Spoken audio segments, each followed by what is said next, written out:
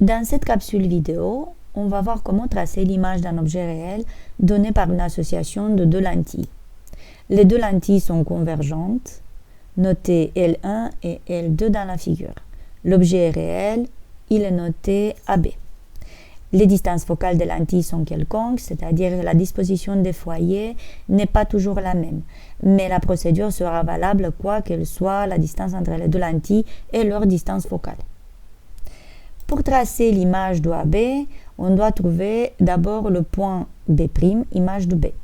Ensuite, il suffira de dire que puisque les lentilles sont minces et sans aberration, l'image sera droite, donc le point A' sera sur l'axe optique, sur la perpendiculaire vers le point B'. Et pour déterminer B', le plus précisément possible, on va utiliser trois rayons. Un qui arrive de B parallèlement à l'axe optique, un autre qui arrive de B en passant par le centre de la L1, et un dernier qui arrive de B en passant par le foyer objet F1. On commence par le premier rayon, le rayon qui arrive de B parallèlement à l'axe optique et qui est tracé en rouge sur la figure. Ce rayon sera dévié pour passer par le foyer image F1' de la lentille L1. On va donc le tracer dans cette direction, mais pas tout avec une ligne continue. Pourquoi? Parce qu'il suit cette direction seulement jusqu'à la lentille L2. Une fois arrivé là, il sera à nouveau dévié. Il suivra donc une autre direction qu'il faudra déterminer. Sur la lentille L2, notre rayon rouge arrive cette fois sous un angle quelconque. Pour voir comment il est dévié, on suppose qu'il fait partie d'un faisceau parallèle fictif, car on sait qu'un faisceau parallèle est toujours focalisé en un point du plan focal après le passage par une lentille. Pour construire ce faisceau fictif, il suffit de tracer un seul deuxième rayon parallèle, mais bien choisi. On prendra le rayon qui passe par le centre de la lentille L2, car on sait qu'il n'est pas dévié. C'est lui qui va donner le point où le faisceau sera focalisé. Il s'agit justement du point du plan focal image par où il passe. Il reste ensuite qu'à tracer le rayon rouge tel qu'il passe par le même point, comme ceci. Le deuxième rayon choisi, qui est émis par le point B, passera par le centre de la lentille L1. C'est un des nombreux rayons émis par B dans toutes les directions, mais qui a la propriété de passer non dévié. On sait donc le tracer parfaitement. Le problème est qu'une fois traversé la lentille L1, il arrive sous un angle quelconque sur la lentille L2. Mais cette situation est déjà arrivée pour le rayon rouge. On va faire donc pareil. On va tracer un rayon parallèle au rayon vert qui passe par le centre de la lentille L2 cette fois.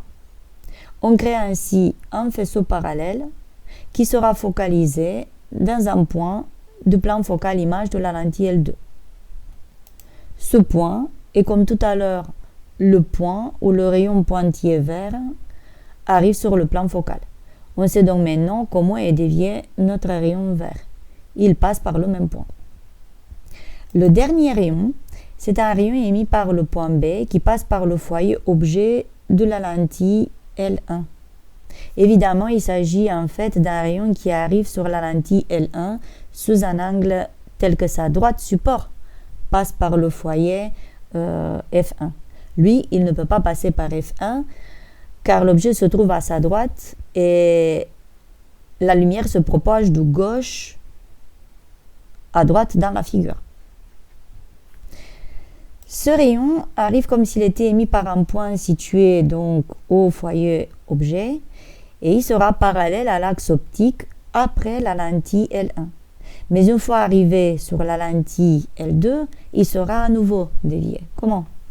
Eh bien, en passant par le foyer image F2' de la lentille L2.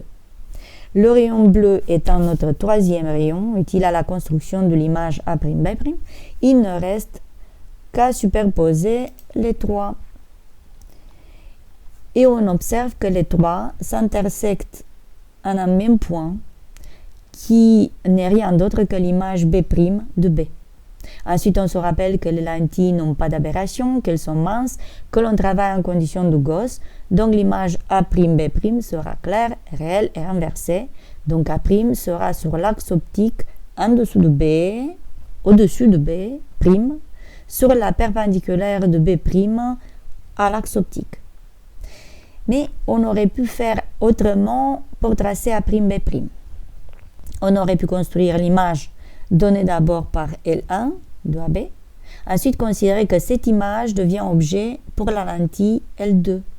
Notre construction nous permet de retrouver cette image intermédiaire, en fait.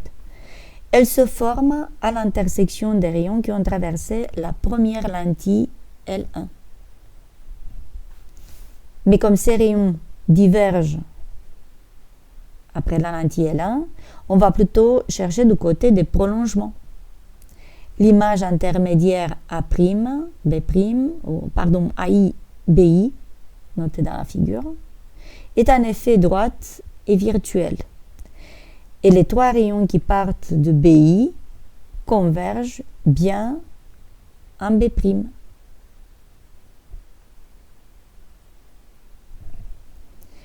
A'B' est aussi l'image de AIBI, l'image intermédiaire, donnée par la lentille L2. Voilà, merci d'avoir visionné cette capsule vidéo et bon travail en optique géométrique.